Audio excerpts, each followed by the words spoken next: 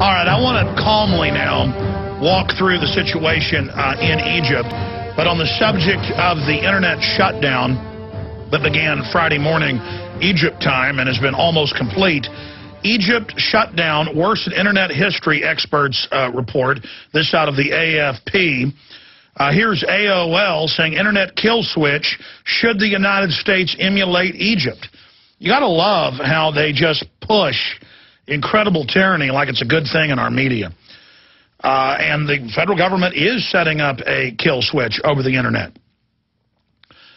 New bill gives Obama kill switch to shut down the internet. That's another headline.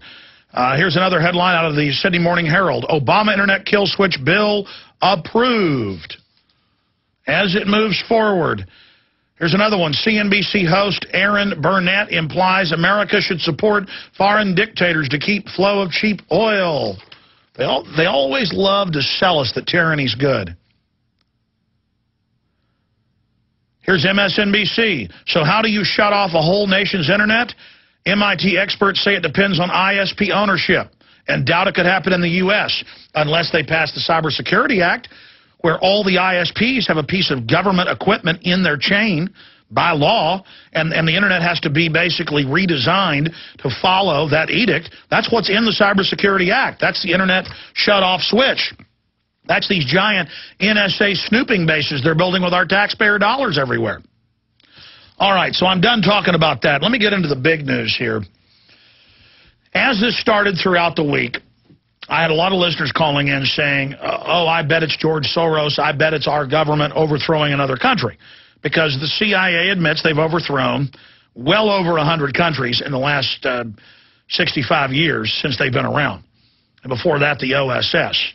And a lot of times they do it to democracies, they do it to tyrannies, they do it to dictatorships, they do it to leftist regimes, right-wing regimes. If the dictator doesn't just basically sign their entire country over to the globalist, doesn't accept their entire agenda, then they're overthrown. And a lot of times, even though they serve them, they're overthrown. Saddam Hussein put into power in the early 1970s. The U.S. government basically funded the Iraqi government to make him the head of Ba'athist security. He then overthrew the Ba'athists in '79, became the full dictator. U.S. government gave him over $30 billion on record and said, go ahead and attack Iran. The CIA was there as advisors on the ground. U.S. satellite images were given to him. And then he said, I'm going to invade Kuwait. They're stealing my oil. In 1990, and April Gillespie, the U.S. ambassador, said, go ahead. We're not going to get involved. Just like they basically wink-wink for him with Iran. Then they basically invaded, wrecked the country, put it under sanctions. Over 1 million Iraqis died. Then they invaded again in 2003, lied about WMDs. I mean, this is the history of what happened. And it's declassified that Saddam Hussein in 1948 was hired by the CIA for 2 years trained in Cairo, Egypt, on how to commit assassinations, and then later, of course, brought to power by our government. But this is not our government. This is the private intelligence agency of the big private central banks represented by the Davos, Switzerland group, the Bilderberg group. These are the major meeting houses and confabs where they openly want world government run by private corporate interest that remove your Bill of Rights, your Constitution, your sovereignty, and then bring in a paramilitary police state grid so they can carry out their policies against you. Now, Hosni Mubarak in power for 30 years, a dictator for 29, but really in power technically for 31. He gets $13 billion plus every year of U.S. taxpayer money. A lot of the U.S. torture centers are there, the ghost sites, the black sites. He's been the angel of Israel, the angel of the United States. He's done everything they want, brutally murdering people, torturing, pure death, just absolutely barbarous to the huge population of Egypt. Then you've got the Arab Brotherhood, going back to British intelligence, and then after they lost control of the Middle East during World War II under Hitler, and then under CIA control after that. And this is not even my opinion. I mean, you know, we reserved judgment until Friday night on this, but we did have guests on who said this could be the case, where they're flushing another one of their minions down the toilet.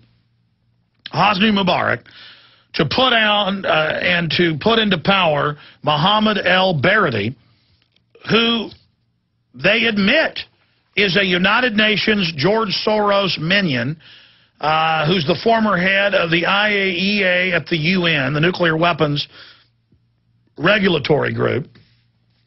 And I've got the whole breakdown on him. Director General, the International Atomic Energy Agency, New York Law School, CIA trained. I mean, his whole background is public.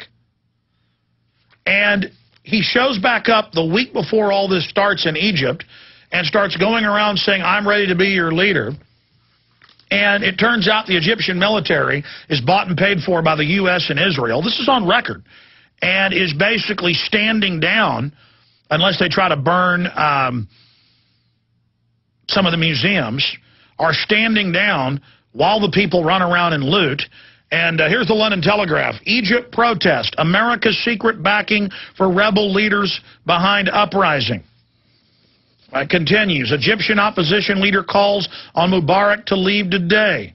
And so Mohammed El-Baradi, the Pied Piper of Egyptian revolt, Paul Joseph Watson, that's from Friday, his report up there. And, of course, on Friday he also reported on the George Soros connection.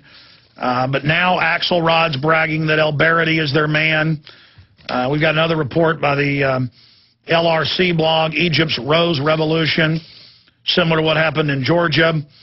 There's another report here. Egypt is another Soros color revolution. Soros, of course, funded rebellions and takeovers all over Eastern Europe and into Central Asia on the belly of Russia. And it's just hard to believe until you look at the evidence and that it's just admitted that our government is so illegitimate.